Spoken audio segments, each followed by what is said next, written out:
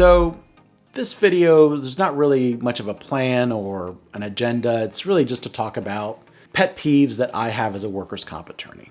Now, what I don't want this to be is what's bugging Rick today video, where I just throw out a bunch of like complaints and that sort of thing. But I feel it's important to talk about because it's little things that bug me, that are pet peeves, but that can make things go by quicker and that will ultimately benefit my clients. Number one, right off the bat, and these are simple things, guys, if you have an attorney, for whatever type of case it is, keep them updated if you move, if you have a new address. You'd be surprised how many times a client has moved.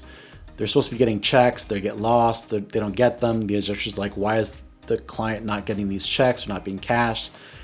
And then we finally reach the client, they're like, oh, I moved, a month ago and I just forgot to tell you.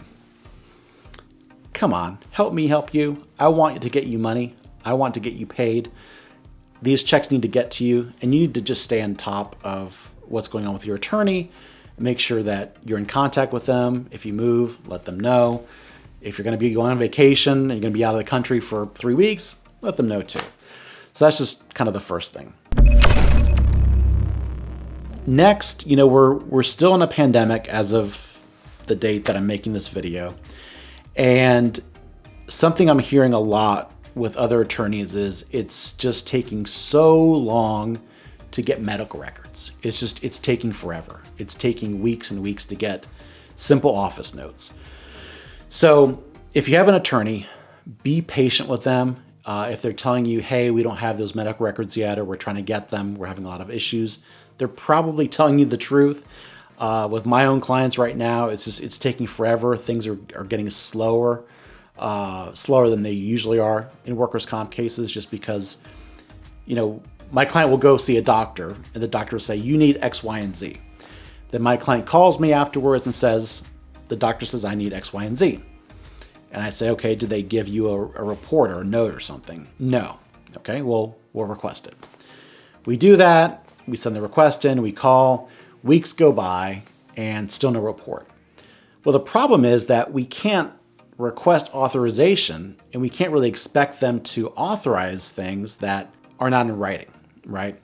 I used to do insurance defense. If someone asked me for something back then, I would say, well, do you have the report? I don't have it yet. Well, the adjuster's going to want to see the report. If we don't have the report, then everything's kind of in limbo. Most attorneys are just not going to take your word for it. Oh, your client needs surgery. Okay, well, where do we approve it? They're just not going to do that. So that's something that's pretty frustrating right now, is getting medical records, and they're necessary. They're a necessary evil, and to get things going and to have things continue moving, we have to have those medical records. And it's a big deal right now because with the pandemic and people quitting across the country, medical offices are understaffed, and it's just taking forever. So that's one thing that's going on right now. If you say be patient, I swear I am gonna water smack you in the mouth. No, I was... By the way, if you're new to my channel, I'm Rick DeMedeiros, the work comp guy. I'm a workers' compensation lawyer in the Atlanta area, but I represent injured workers all across the state of Georgia. I'm all about helping and educating injured workers, so if you have a workers' comp claim in Georgia and are interested in me representing you, please reach out to me. My contact information is on the screen, and all of my links are down below in the description. If you don't live in Georgia, never fear, I can still help you. Just reach out to me and I can refer you to a rock star lawyer in your area who will be able to help you. And don't forget, smash that subscribe button and ring that notification bell so you don't miss my next video, and leave me a comment or question below. I'm here to help. Now, back to the video. Something else is, if you have an attorney, again, keep them informed of, again, if you've moved or not. If you have a good attorney, they'll keep you updated. Now, don't abuse that if they're keeping you updated. Don't call them every day, because if there's something important going on, they'll update you. They should be updating you at least once a week. But some people think that if you just call every day, the squeaky wheel gets the grease. You may end up having your attorney fire you, which happens. Parker, hello, you're fired. On the one hand, a good attorney should keep you updated.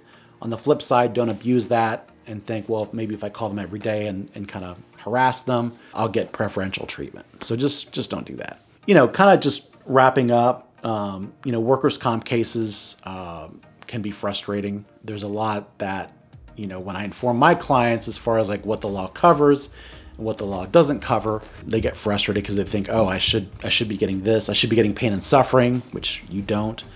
There's no doubt you do have pain and suffering. There's no doubt that you've had pain and suffering, but in workers' comp cases, you don't get any money for pain and suffering. It's not like those ads you might see, oh, I was in this wreck and I got this check and now I'm a millionaire. Workers' comp isn't really like that. You don't get pain and suffering. So when it comes time to settle your claim, listen to your attorney. If it's a good attorney, they're going to be straight with you. They're going to be 100% real. They're going to give you the good and the bad. The good about your case and the bad, the strong and the weak. I'm also a mediator. People come to me and have me mediate their disputes. And this is kind of a tough pill to swallow, but I have to say it. And if you have a good attorney, they'll say it to you too. If you go into a settlement mediation or a settlement conference, or there's settlement discussions about closing out your case, they're going to pay you generally a lump sum, one sum of money to settle your case. Now, truth be told, you're not going to be doing backflips about the money. What people say, the experts say, whoever these people are, is that in a settlement negotiation, if both sides leave unhappy, that means it's a good resolution. That means that each side compromised. The insurance company paid more than they wanted to. You accepted less than you wanted to. But at the end of the day, it's better for you to move forward with money certain, tax-free money in your pocket, obviously after attorney's fees, and the insurance company can close their books and move on. So you can move on, they can move on. But one thing to keep in mind is if you have a workers' compensation case, you're generally not going to be ecstatic like I just won the lottery. So just keep that in mind.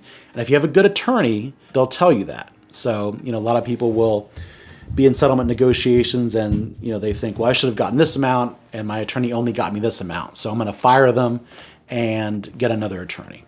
Be careful, because if you have a good attorney, and you can usually tell, they're going to be honest with you. Listen to the mediator, right?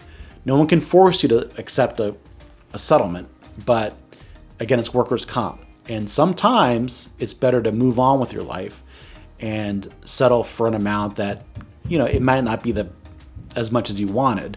But if your attorney is good and they know the law, they're going to explain everything to you. Make sure that you understand everything.